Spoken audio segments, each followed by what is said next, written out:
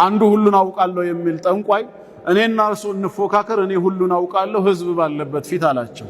ይቅርብህ አንተ ምንም አታውቅም አሉት። አውቃለሁ ከፈለጉ ያዋርዱኝ ህዝብ በተሰበሰበበት እንፎካከር አላቸው።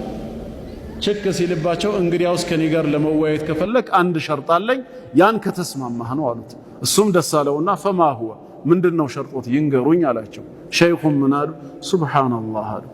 አንተ ሁሉን አውቃለሁ ብለህ ከኔ ጋር ልትፎካከር ነው አይደል የመጣኸው? የኔን አንድ መስፈርት እንዴት ምንድነው ብለህ ትጠይቀኛለህ? ለምን አላወቅከውም አሉት። ምክንያቱም ዕውቀትህ ሁለገብ ነው።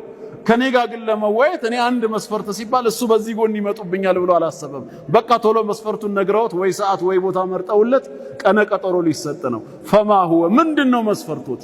የኔን አንድ መስፈርት ያላወቅክ ሰው ሁሉን አውቃለሁ እንዴት ትላለህ? ውይይቱ እዛው ቆመ ማለት ነው። አለቀ በቃ።